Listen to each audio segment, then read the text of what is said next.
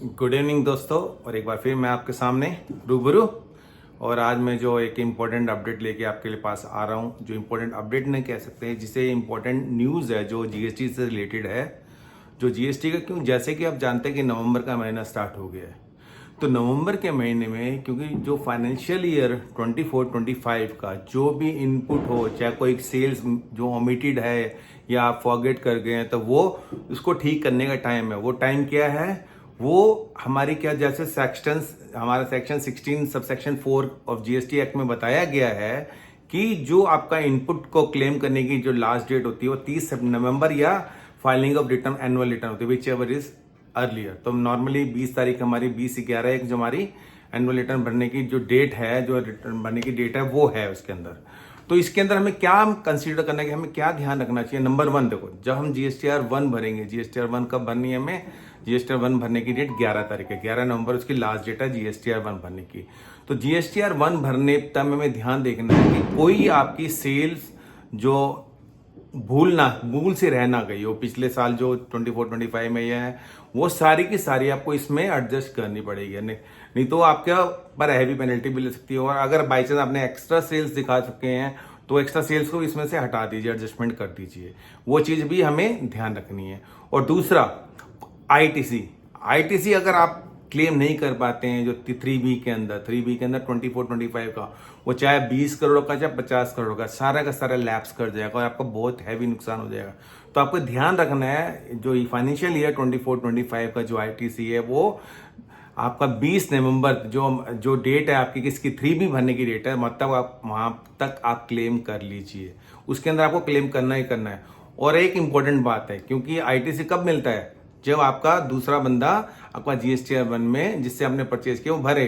तो आपको इंश्योर करना है कि जो 10 नवंबर तक जो आपकी छूट रखी है आईटीसी, उनसे भरवाए आपके जो आपने जिससे परचेज किया, आपका जो वेंडर था जिससे आपने खरीदा है, उससे आप भरवाएं जीएसटीआर 1 के अंदर, ताकि 14 नवंबर तक 2B के अंदर, जीएसटीआर 2B के अंदर वो रिफ्लेक्ट होगा तो आप 3B के अंदर 20 तारीख को क्लेम कर पाएंगे। तो ये चीजें इंपॉर्टेंट चीजें जिसके बारे में आपको बताना चाहता था, क्योंकि ये इंपॉर्टेंट मंथ होता है हमारा, इंपॉर्टेंट मंथ। इसमें आपको जीएसटी की रिकंसिलेशन करनी पड़ती है। जीएसटीआर की रिकंसिलेशन बहुत जरूरी है। वो रिकंसिलेशन किससे करनी पड़ती है? आपको रिटर्न से, बुक्स से करनी पड़ती है आपको रिकंसिलेशन। जो जीएसटीआर की आपको रिकंसिलेशन जो हम बोलते हैं, जो एनुअल रिटर्न भरी जाती है, वो रिकंसिलेशन के लिए ही होती है। और इससे एक बात और जो इंपॉर्टेंट मैं आपको बताना चाहूंगा वो है आईएमएस के बारे में। आईएमएस के अंदर आप लेटेस्ट ये है कि अब इंपोर्ट्स की फिगर भी आने लगी है। तो इंपोर्ट्स को भी ध्यान में करते हुए, इंपोर्ट्स में 2 ही चीज ऑप्शन होता है, या एक्सेप्टेड हो या पेंडिंग हो सकता है। रिजेक्ट का तो ऑप्शन है नहीं इसके अंदर।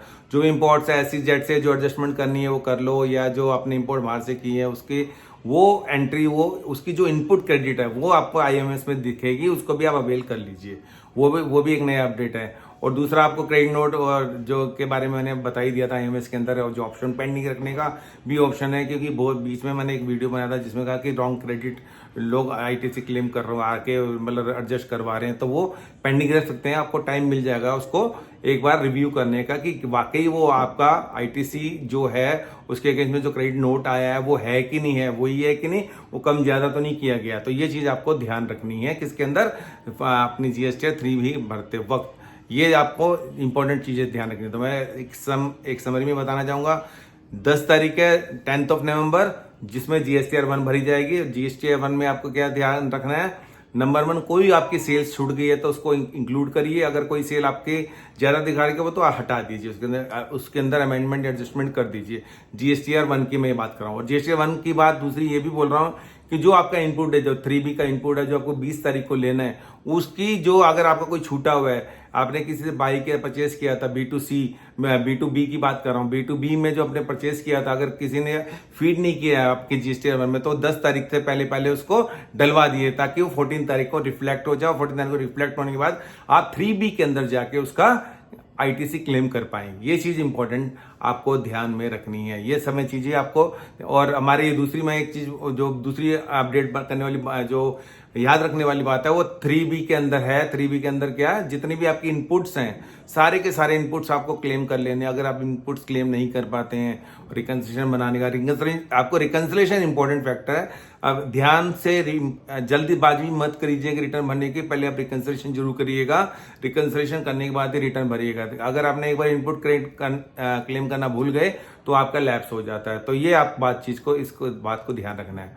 और मैं आपसे आशा करूंगा कि आप जो आप रिटर्न भरेंगे, किसकी हमारे जीएसटी रिटर्न भरेंगे, चाहे 1 हो चाहे 3B हो चाहे एनुअल रिटर्न हो, उसमें आप बिल्कुल ड्यू केयर लेके आप रिटर्न भरेंगे।